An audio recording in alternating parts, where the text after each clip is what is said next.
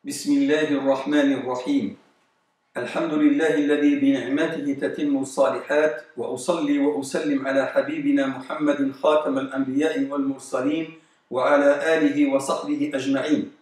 أيها المؤمنون أيتها المؤمنات، أحييكم بتحية الإسلام. السلام عليكم ورحمة الله تعالى وبركاته. أما بعد، فإني أهنئكم جميعا بحلول شهر رمضان المبارك، سائلا الله عز وجل أن يهله علينا وعليكم وعلى الأمة الإسلامية قاطبة بالأمن والإيمان والسلامة والإسلام. نحن في أول يوم من شهر رمضان المبارك الذي أكرمنا الله بقدومه، حيث تغشانا فيه رحمته وتنزل علينا سكينته وتحط فيه خطايانا وترفع فيه درجاتنا وتستجاب فيه دعواتنا، وينظر الله فيه إلى تنافسنا في الخير، فينبغي إذن أن نري الله من أنفسنا خيرا، وليكن شعار كل واحد منا في رمضان: لا يسبقني إلى الله أحد.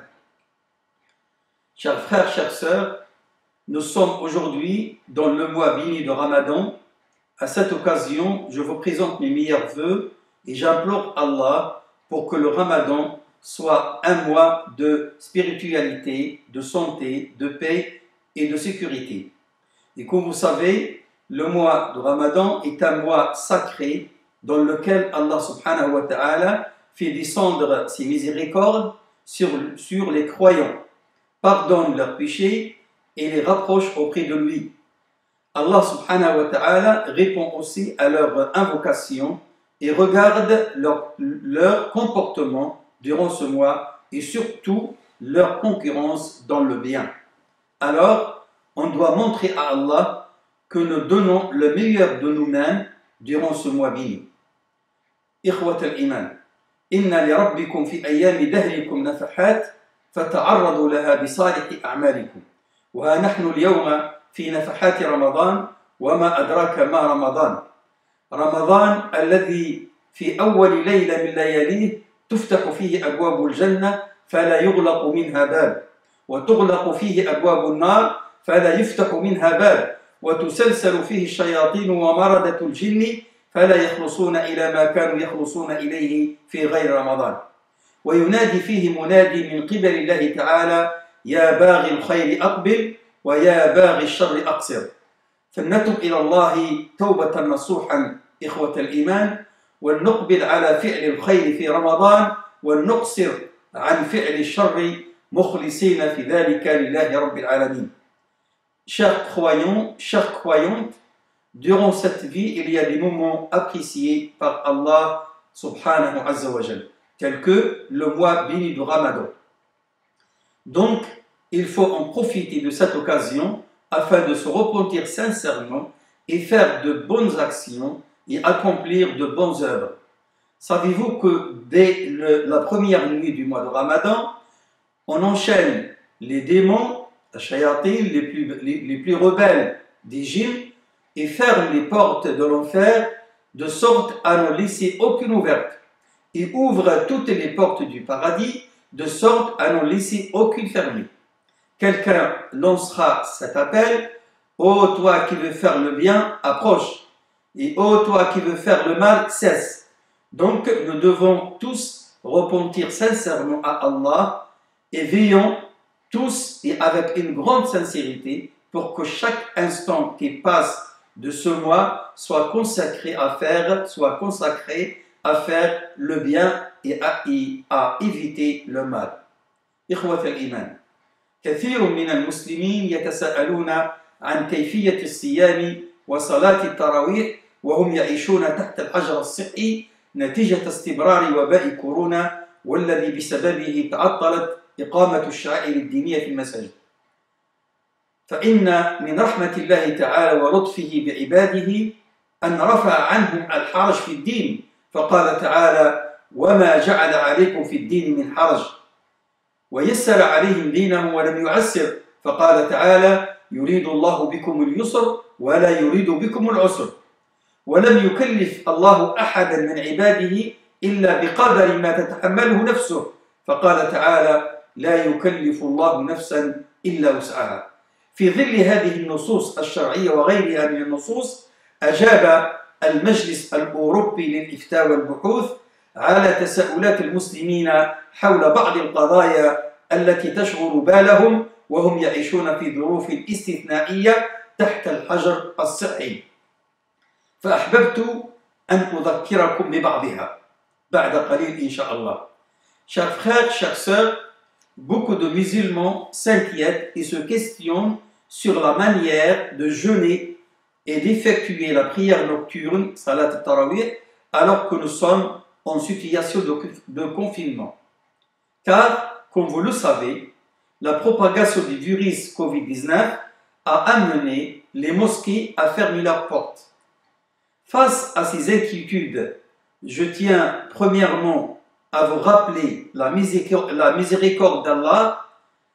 Allah nous évite toute gêne dans la religion. Je cite le verset, et il ne vous a imposé aucune gêne dans la religion.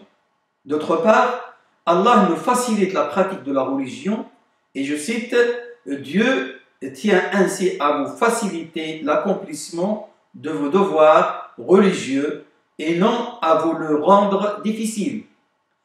Puis Allah ne fait supporter à personne plus que ce qu'il peut supporter, comme il le dit dans Surat Al-Baqarah, verset 286, Dieu n'impose rien à l'âme qui soit au-dessus de ses moyens. Deuxièmement, le Conseil européen de la Fatwa et la recherche a répondu à la plupart des questionnements et inquiétudes des musulmans. Je vais donc reprendre quelques éléments importants de réponse que le Conseil a fournis. السؤال الأول أيها الإخوة والأخوات، هل يجوز للمسلم المعافى في صحته أن يشرب الماء أو بعض السوائل الأخرى أثناء صومه باعتبار أن ذلك يمنع جفاف الحلق ويساعد على دفع فيروس كورونا إلى المعدة لتتخلص منه وتقضي عليه بواسطة الأحماض التي تفرزها، وبذلك يحمي نفسه من الإصابة بهذا الفيروس الخطير كما يدعي كثير من الناس في وسائل التواصل الاجتماعي؟ لقد اجتهد علماء المسلمين جزاهم الله عنا وعن المسلمين خيرا في توضيح هذه المسألة، واتصلوا بالأطباء والخبراء من أهل الاختصاص في مجال الصحة، واطلعوا على الدراسات العلمية الموثقة، وتوصلوا إلى أن ما ادعاه الناس في مختلف وسائل الاتصال الاجتماعي غير صحيح وليس له أي دليل علمي يستند إليه، بل على العكس تماما، وذلك لأن ما أثبتته الدراسات العلمية الموثقة هو أن للصوم فوائد صحية كثيرة، ومن هذه الفوائد تقوية المناعة الذاتية للجسم لمقاومة الأوبئة، وهو ما يحتاج إليه الإنسان في مثل هذه الظروف الصحية لدفع هذا الفيروس عن جسمه. ولهذا لا يجوز للمسلم المعافى في صحته أن يشرب الماء أو أي سائل آخر وهو صائم. أما المسلم المريض الذي منعه طبيبه الخاص الثقة من الصيام وذلك لما يترتب عليه من ضرر على صحته، فإن الله قد رفع عنه هذا الحرج حين قال: فمن كان منكم مريضا أو على سفر فعدة من أيام أخر وعلى الذين يطيقونه فدية طعام مسكين. وهذا الموضوع يحتاج منا إلى بعض التفصيل. فبالنسبة للمريض بمرض عادي غير مزمن يرجى شفاؤه مثل المريض بفيروس كورونا، ففي هذه الحالة عليه أن يقضي بعد رمضان الأيام التي أفطرها وليس عليه فدية. أما بالنسبة للمريض بمرض مزمن لا يرجى شفاؤه فعليه الفدية بأن يطعم مسكينا على كل يوم من أيام رمضان، ويجوز له كذلك أن يدفع الفدية على كل الأيام مرة واحدة ومن أول يوم من رمضان. Parmi les questions les plus posées, on retrouve les trois questions suivantes. La première question: est-ce qu'il est permis aux musulmans qui sont en bonne santé de boire de l'eau ou d'autres liquides pendant le jeûne? Car il y dit sur les réseaux sociaux que cela évite l'assèchement de la gorge et ainsi aide à repousser le virus Covid-19 vers l'estomac pour qu'il soit éliminé par les acides produits par l'estomac.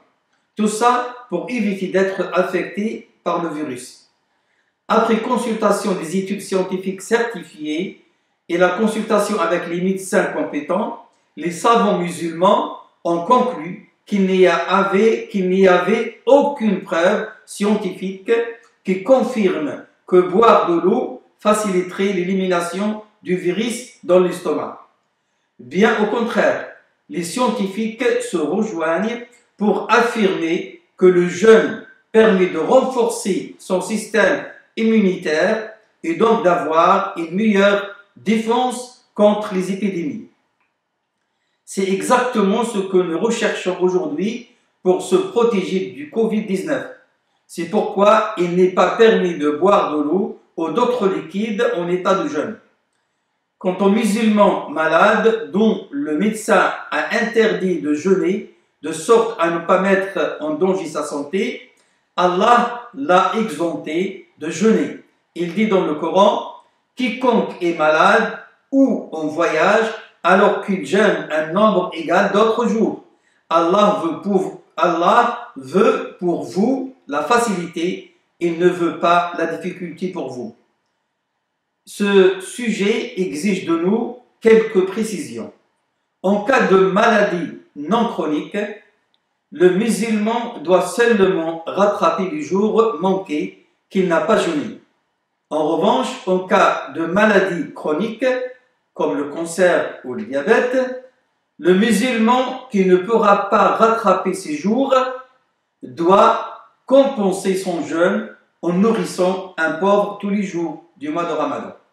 Ou il a le droit de payer la fidya. C'est une compensation qui consiste à donner le montant total des jours du mois en une seule fois, à partir du premier jour du mois de Ramadan. السؤال الثاني: هل يجوز للمسلم أن يؤجل صوم رمضان إلى بعد أن يرفع الله هذا الوباء على الأمة؟ أنتم تعلمون أن الصيام عبادة مؤقتة تؤدى في الوقت الذي حدده الله لها وهو شهر رمضان، فيجب إذن على المسلم أن يلتزم بوقتها الذي اختص الله عز وجل نفسه بتحديده، فلا يجوز لنا أن نتقدم عنه أو أن نتأخر. قال تعالى: شهر رمضان الذي أنزل فيه القرآن هدى للناس وبينات من الهدى والفرقان فمن شهد منكم الشهر فليصمه. بل على العكس فإن أوقات الابتلاء يحتاج المسلم أن يكون قريبا من الله عز وجل، وذلك بإخلاص العبادة له والخضوع لأمره. وصيام رمضان من العبادة التي يحبها الله عز وجل، وقد خصها لنفسه حين قال في الحديث القدسي: الصيام لي وأنا أجزي به. وهو كذلك من أهم العبادات التي تقربنا إلى الله تعالى، وبها تفتح أبواب السماء لدعواتنا وتضرعاتنا لله عز وجل، فكيف يجوز إذن تأجيلها عن وقتها؟ Deuxième question: est-il permis pour un musulman de reporter le jeûne du mois de Ramadan après la fin de l'épidémie? Les savants musulmans ont répondu que le jeûne est une adoration prescrite à un moment précis, défini par Dieu, qui est le mois de Ramadan. Il relève donc du devoir du musulman de respecter la période du jeûne durant le mois de Ramadan, et donc ni de l'avancer ni de le reporter. Allah dit: le mois de Ramadan est celui au cours duquel le Coran a été révélé pour guider les hommes dans la bonne direction et leur permettre de distinguer la vérité de l'erreur. Quiconque parmi vous aura pris connaissance de ce mois devra commencer le jeûne. Au contraire, en période d'épidémie et d'épreuve, il est important pour le musulman de se rapprocher d'Allah Et justement, le jeûne est un acte d'adoration par lequel le musulman se rapproche d'Allah. السؤال الثالث والأخير: هل يجوز للمسلم أن يصلي صلاة التراويح خلف البث المباشر على شاشة التلفاز مثلا؟ المعلوم عند جمهور العلماء أن صلاة التراويح سنة مؤكدة تقام في المساجد، لكن في مذهب الإمام مالك رحمه الله يفضل أن تصلى في البيوت بشرط أن لا يتوقف أداؤها في المساجد. وفي هذه الظروف التي نعيش فيها تحت الحجر الصحي فإنه يجوز للمسلم أن يصلي صلاة التراويح في بيته وله بذلك أجر عظيم، لقوله صلى الله عليه وسلم: عليكم بالصلاة في بيوتكم فإن خير صلاة المرء في بيته إلا الصلاة المكتوبة. رواه مسلم. فكيف نصلي صلاة التراويح في البيت؟ تستطيع الأسرة أن تصلي صلاة التراويح جماعة ويؤمهم أحد أفرادها من الرجال ممن هو أحفظهم لكتاب الله عز وجل.